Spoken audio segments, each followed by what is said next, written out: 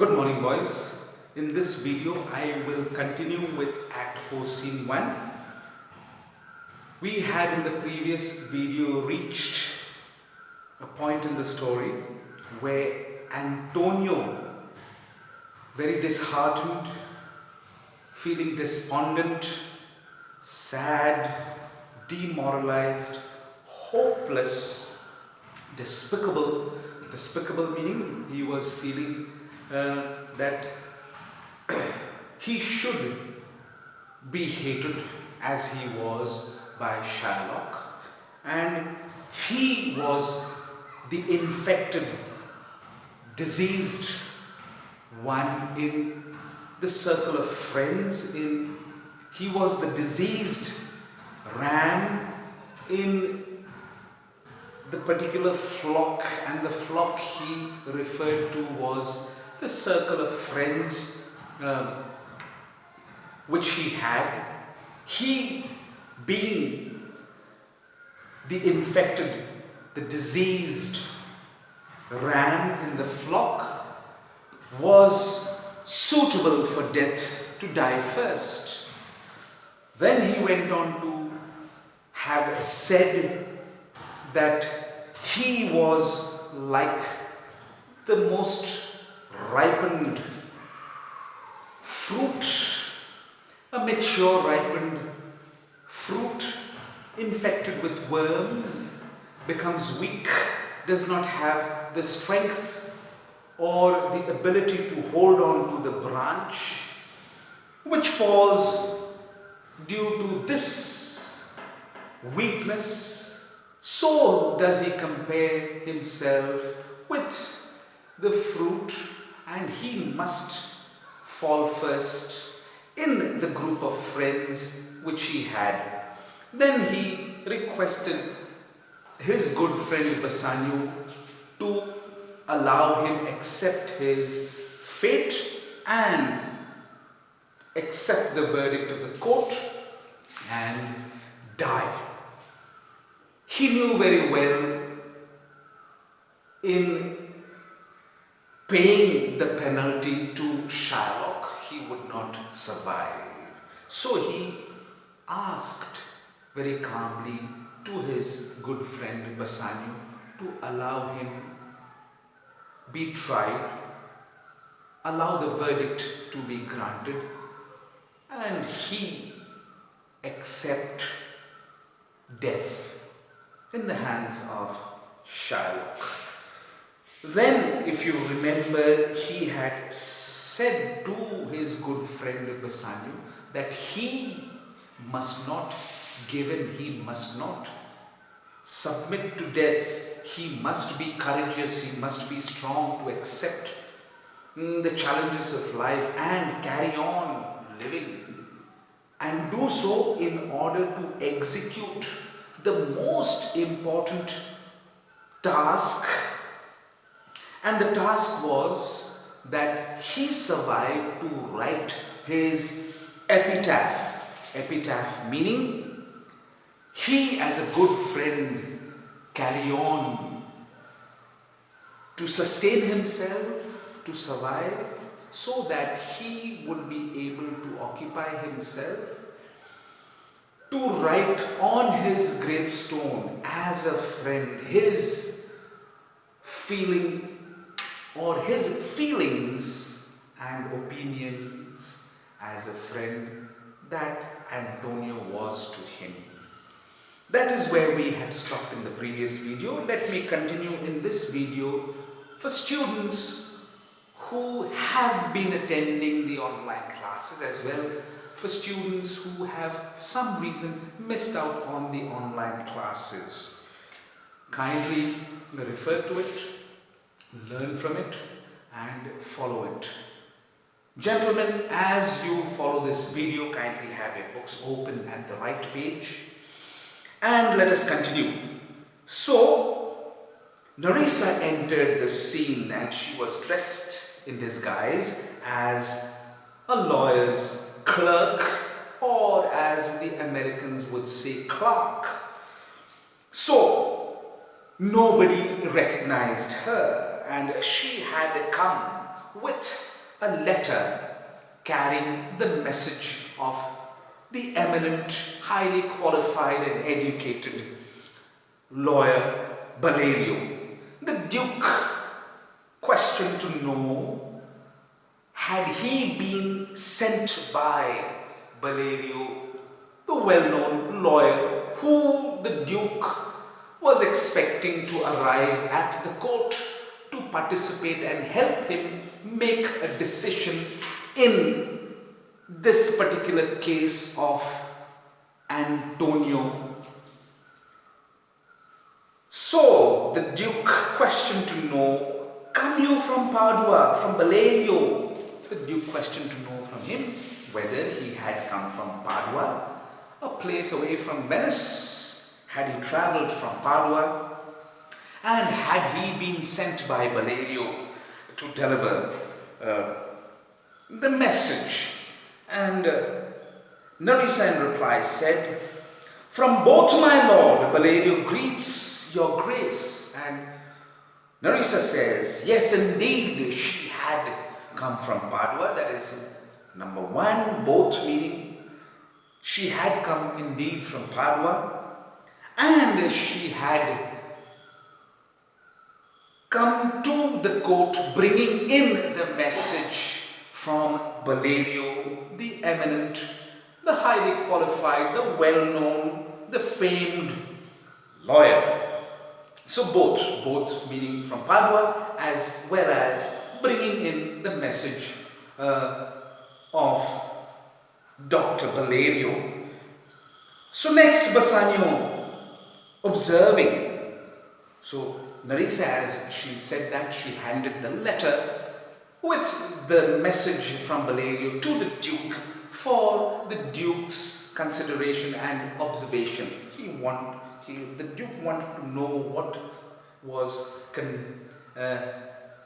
contained in that letter. So Shylock was sharpening a knife on the leather sole of his shoes, standing there opposite Antonio in the dock before everybody present in court.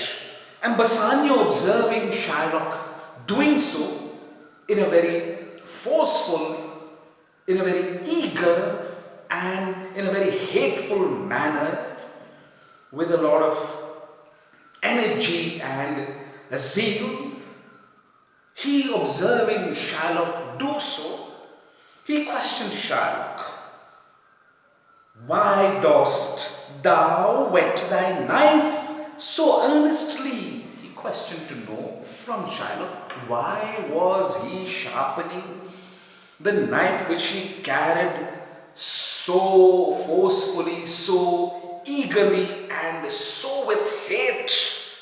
And Shylock answered to him, to cut the forfeiture from that bankrupt there. He promptly answered in a very strong and forceful manner that he was sharpening that knife on the leather sole of his shoes in order to cut the penalty of that pound of flesh to which he was entitled according to the contract he had signed with Antonio, and he indicated Antonio to Bassanio, calling Antonio a bankrupt, insolvent, insolvent, insolvent, meaning without any money, bankrupt.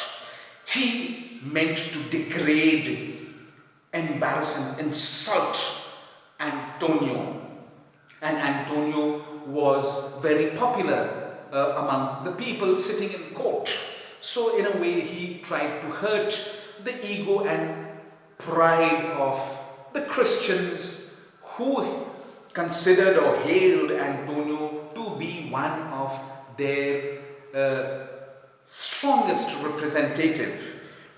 Here Shylock, after having spoken, Graciano in frustration and anger spoke and said, not on thy soul, but on thy soul, harsh Jew, thou makest thy knife keen, but no metal can can, no, not the hangman's axe, bear half the keenness of thy sharp envy. Can no prayers pierce thee? And what did it mean? Gratiano, in anger and frustration, absolutely annoyed with Shylock's reply, spoke expressing his annoyance and rage, and he said to Shylock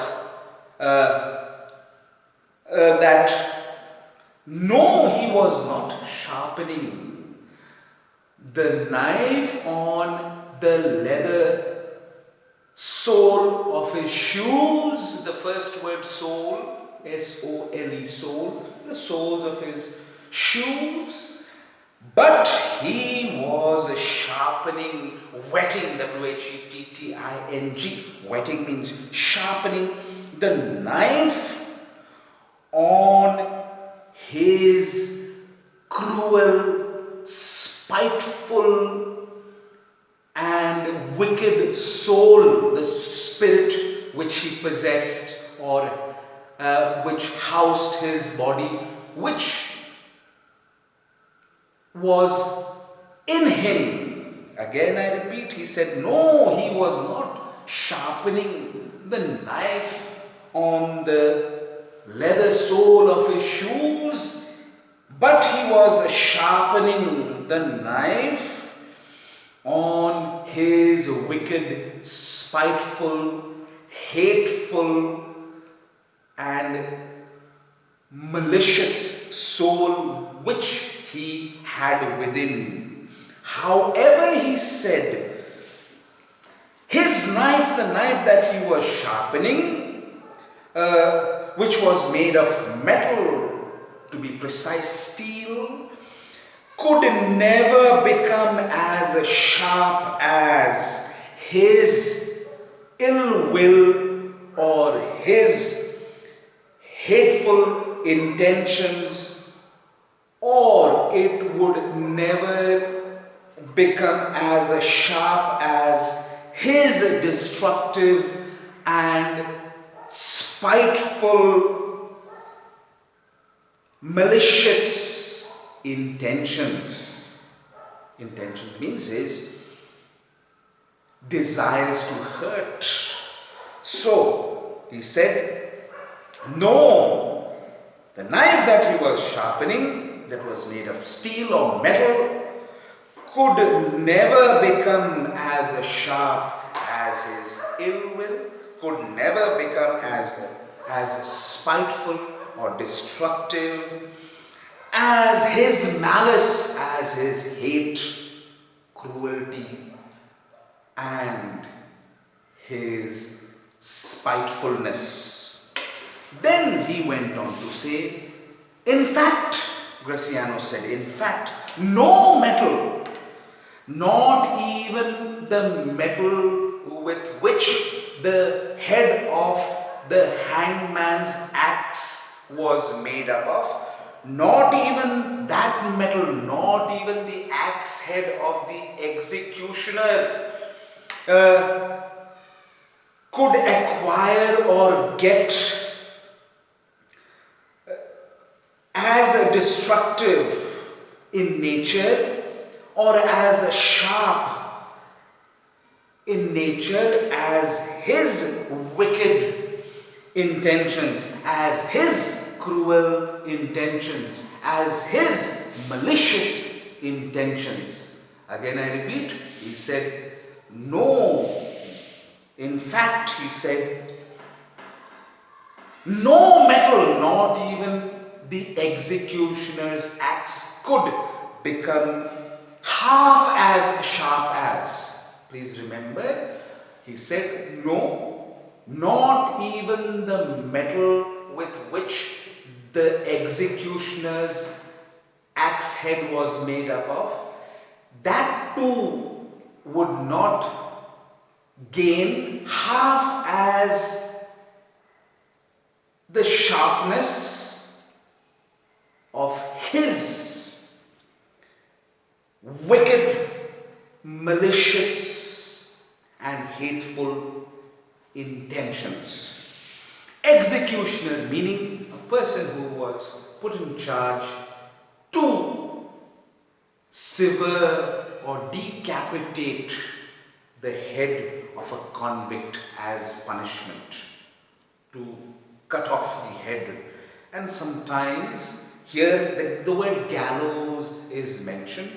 So gallows was this framework where the convicts who had been given the verdict to be put to death, they were hung. And after they were hung with a noose around their neck, with a strong sturdy rope around the neck, after they were dead, they had to be brought down. So sometimes the executioner used his axe to sever the rope. But here it is meant to say the hangman's axe, meaning the axe that was used to decapitate a convict's head from his body. So he says, no metal, in fact, no metal, not even the hangman's axe head that was made up of metal, could gain or acquire half the sharpness that of his cruel, malicious and wicked intentions. So he said that his wickedness was so very sharp that not even a hangman's axe could become as destructive as his intentions could cause damage.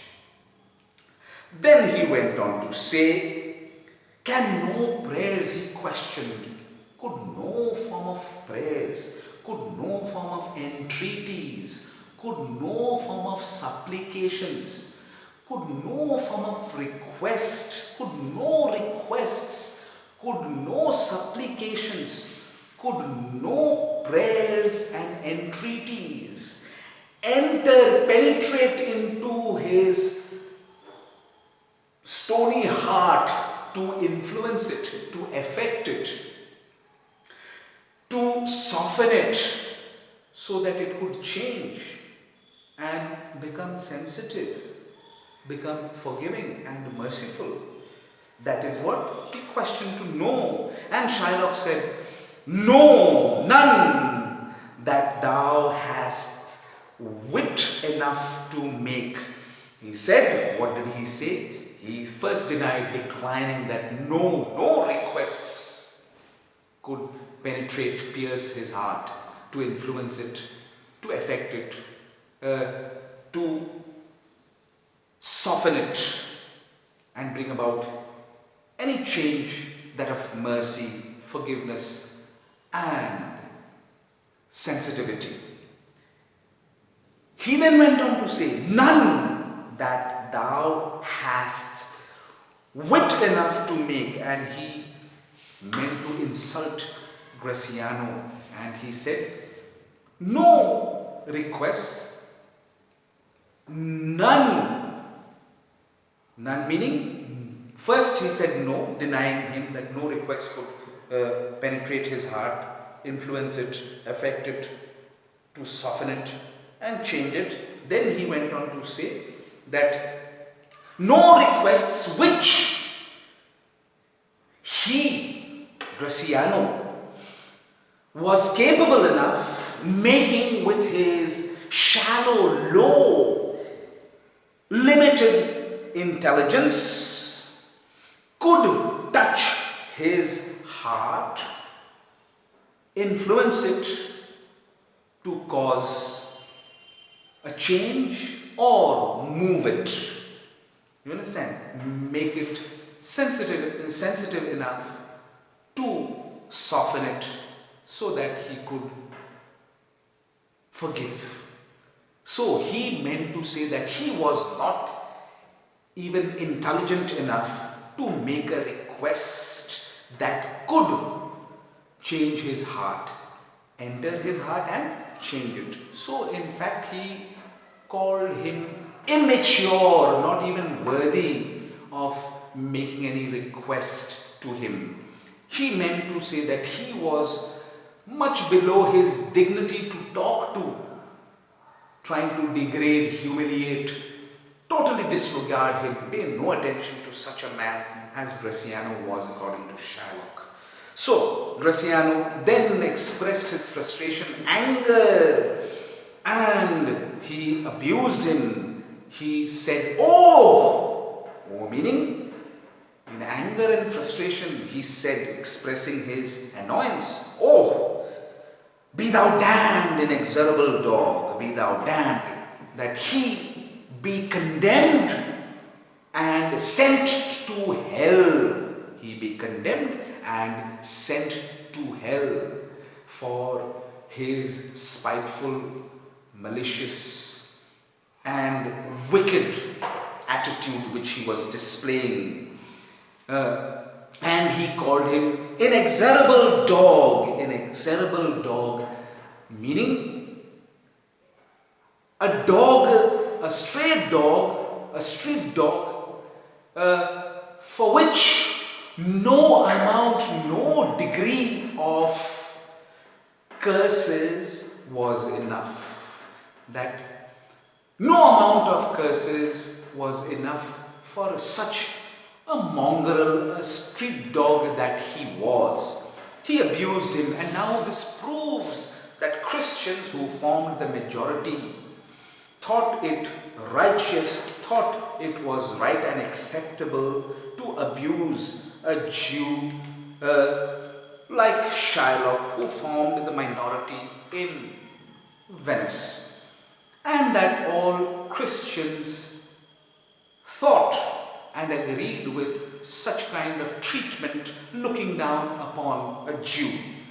So here is a clear evidence of the domineering, the high-handedness of the Christians as a majority, looking down upon the Jews, calling him a stray dog, a street dog, for whom no degree, no amount of curses would be enough. Next he went on to say, "And for thy life let justice be accused." And he went on to say that the justice system, the judiciary, must be blamed, must be accused for having allowed him to live and carry on living. The judiciary, the justice system must be held responsible, accused of their softness, their consideration of allowing such a wicked man as he was to continue to live amongst innocent Venetian, good, polite citizens. In other words, he meant to say that he should have been, Shylock should have been put to death by the law long time ago, and that he was still alive and living among the innocent citizens, preying upon them, feeding upon them, and hating them, causing pain to them.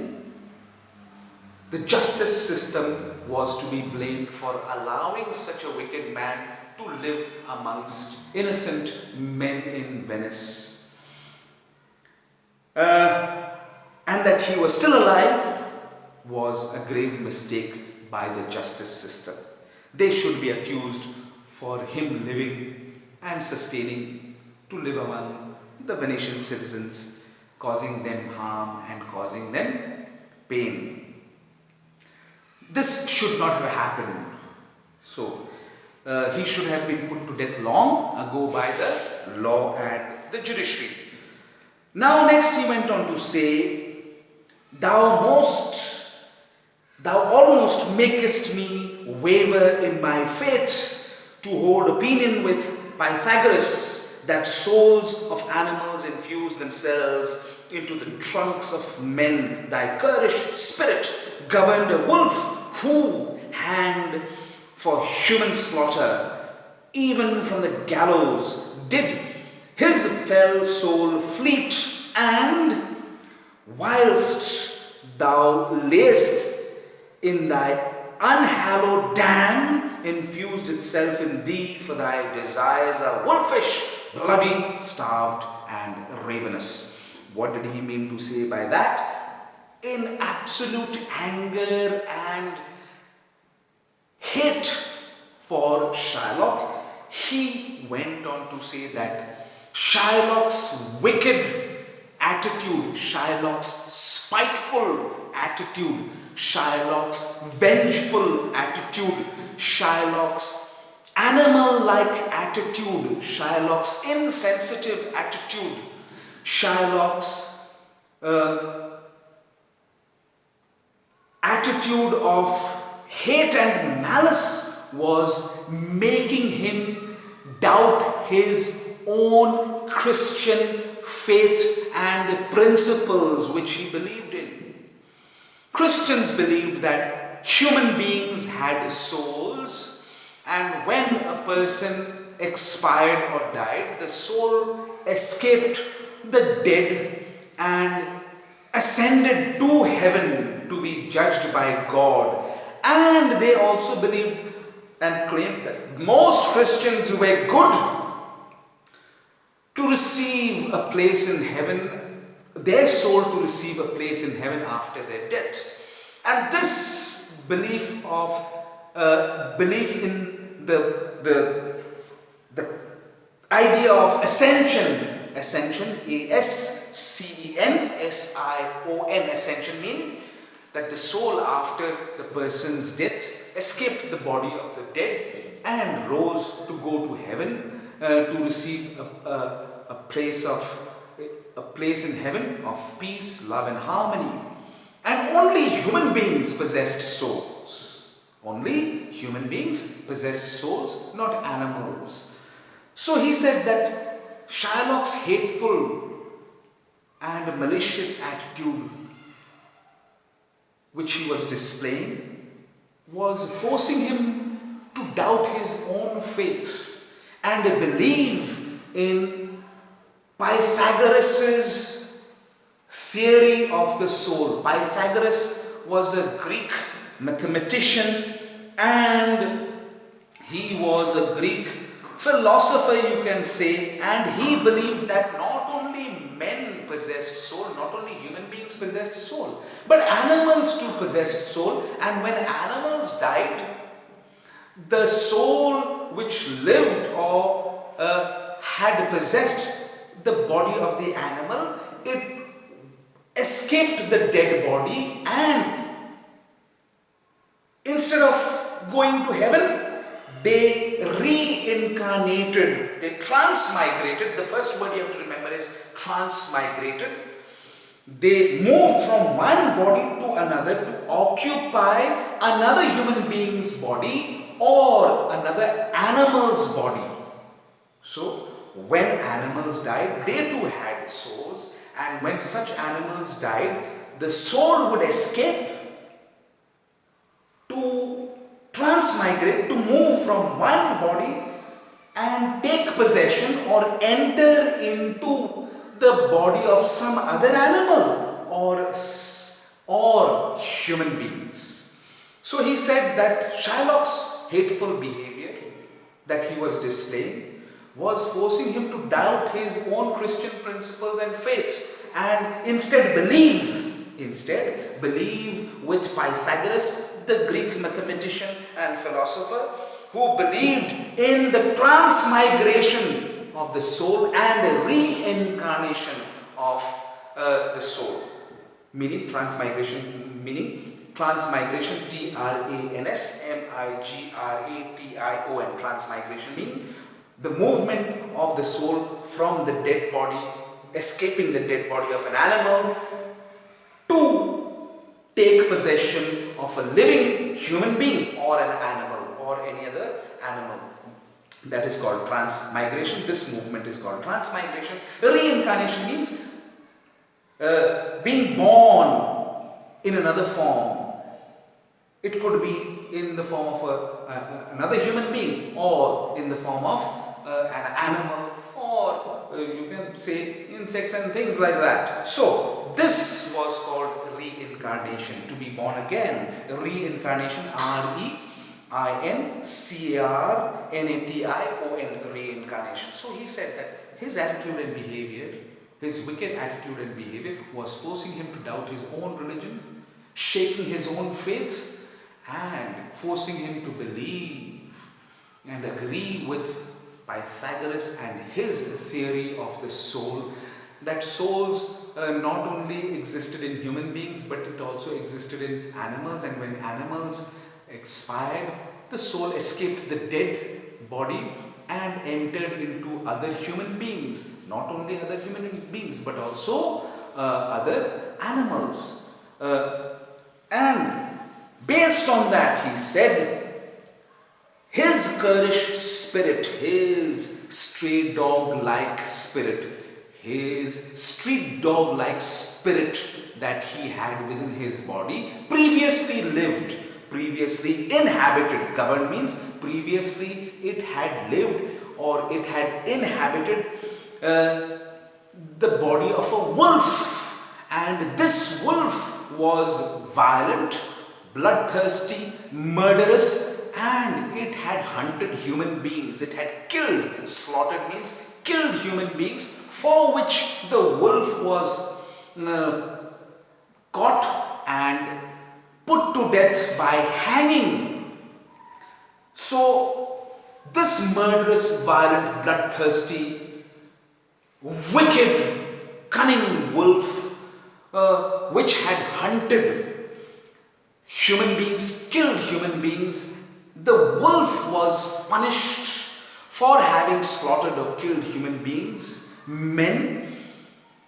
It was put to death by hanging, and right at the gallows where the wolf was hung, the soul of the wolf, the wicked soul of the wolf, escaped the body of the wolf, and straight away, not searching for any other body, but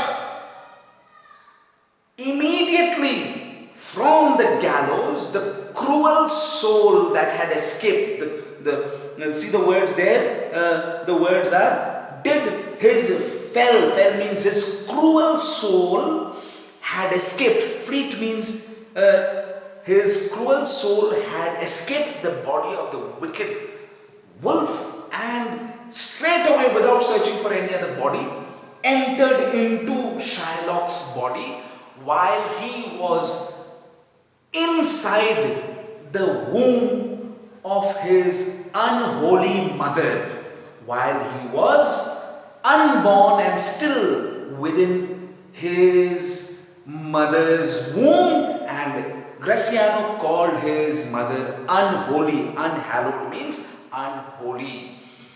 Damn means mother. While he was still in the womb of his unholy mother, he had been possessed by the spirit or the soul of this wicked wolf, which had been executed, put to death for having killed human beings at the gallows by hanging.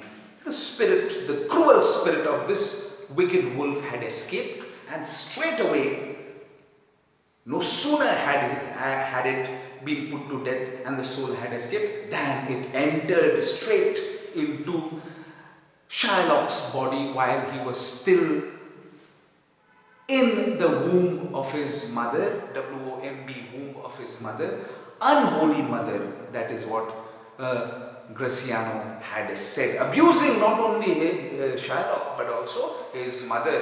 And this is a clear evidence of the kind of behavior, the kind of treatment, mistreatment which Christians adopted towards the Jews. They looked down upon the Jews. They showed absolute disregard and absolute disrespect, humiliated and degraded, used all sorts of abusive language towards the Jews to show that they were unequal and much below the Christians. This was the prejudice which Christians had in them, and they very boldly, without any kind of regret or feeling of guilt, showed towards Jews. This shows here, it is very clear with what Graciano had said.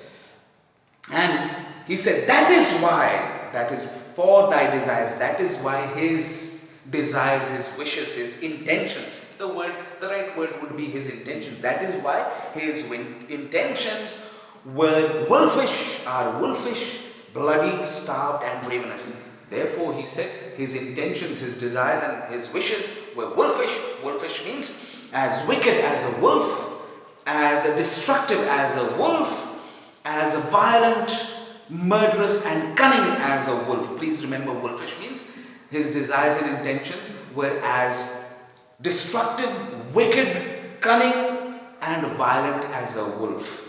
As bloody means as murderous and bloodthirsty as a wolf, always looking to cause pain and death. Bloodthirsty, always looking to cause pain and always looking to devour blood, to have blood. So, wolfish meaning, please remember that his intentions, his desires and wishes were as wicked as a wolf, as destructive as a wolf, as violent as a wolf, as cunning as a wolf. Bloody means as bloodthirsty, as vengeful meaning looking for revenge all the time, and as murderous as a wolf. As a starved means as greedy, to desire more, as greedy, to desire more, as avaricious, A-V-A. R-I-C-I-O-U-S, avaricious, wanting more and more. More of what? More of pain to be given to others, more of suffering being given to others, more of fleecing the others, getting more out of others, and causing them distress and unhappiness, greed for more wealth. So that is the meaning of starved. Starved means always hungry for more of what? More of pain to be given to others, more of suffering to be given to others, more of having others' valuables, and hungry to devour more, avaricious, wanting more and more wealth, as that of a wicked person and as that of a wolf, desiring to have more, always unsatisfied.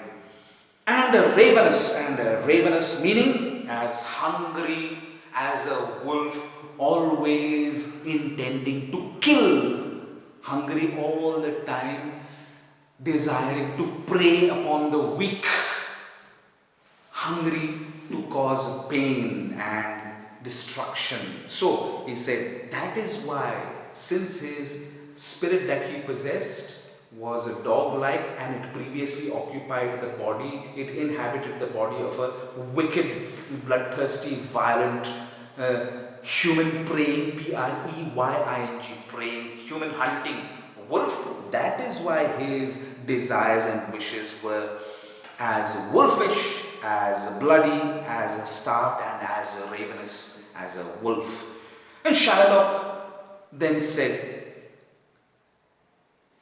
till thou canst rail and seal from off my bond, thou but offendest thy lungs to speak so loudly. Repair thy wit, good youth, or it will fall to cureless ruin.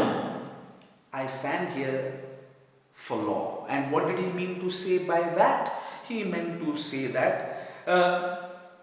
that he was simply or merely, merely, merely, he was simply hurting his own lungs by behaving in that violent, rude, indisciplined, loud manner, abusing him, shouting at him, showing his anger, acting violently in an unethical, unethical, unethical, without any morals. In that loud voice he was shouting. He said that he was simply or merely hurting his own lungs by shouting all those abusive language, abusing his mother and him.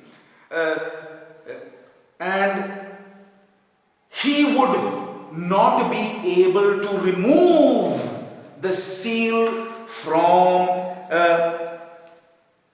the agreement to which he was entitled with all those abuses. He would still not be able to nullify, to resolve, to dissolve the legal seal, the legality of the case to which he was entitled, the legality of the bond that he had signed with Antonia and to which he was entitled. He would not be able to nullify, to remove the seal from off the bond, no matter how much he abused him, how much he shouted at him, how much he insulted him in that loud, indisciplined manner. And then he went on to say very sarcastically, taunting and teasing and insulting him, trying to show absolute disregard, not trying to show any attention, trying to show that Graciano was much below his dignity to even talk to. And then he said, repair thy wit, that he must take care of his behavior, come to his senses, build on his education so that he could become intelligent enough to be able to come to his standard and talk with him in court or elsewhere. Take care to build on his intelligence by educating himself, come to his senses, because he was behaving in a frantic, mad manner, in an unethical, indisciplined manner, that he should come to his senses and build on his intelligence by educating himself.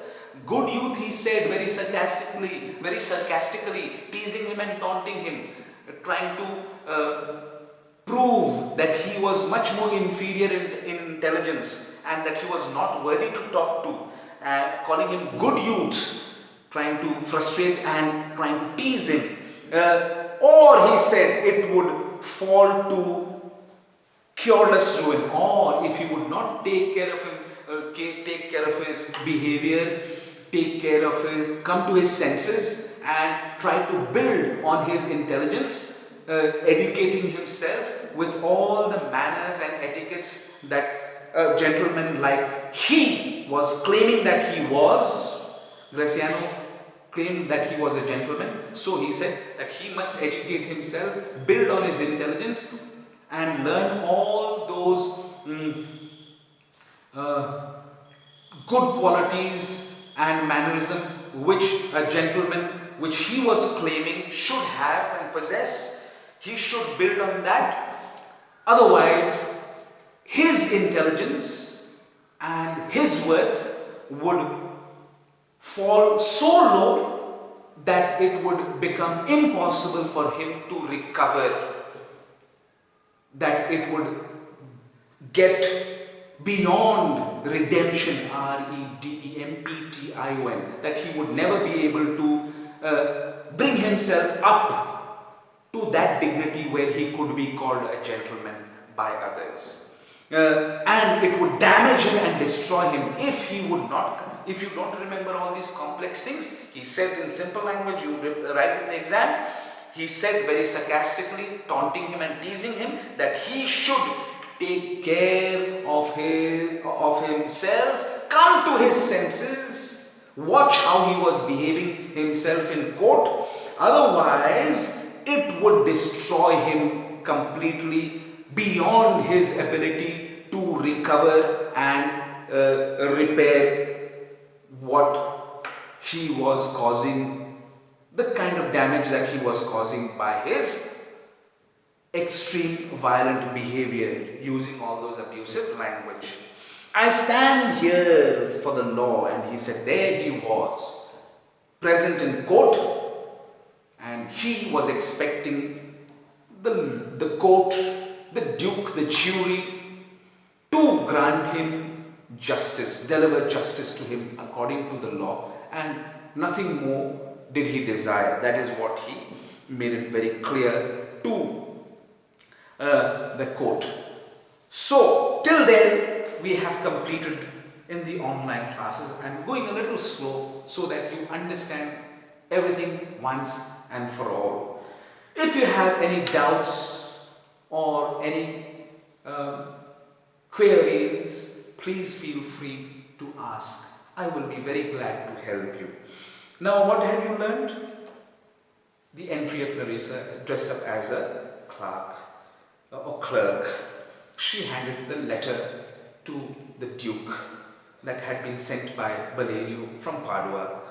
Bassanio watched Shylock was sharpening his knife on the leather sole of his shoes. S-O-L-E, S-O-U-L, soul, S-O-U-L, meaning the spirit that is imbibed in us, that resides in us.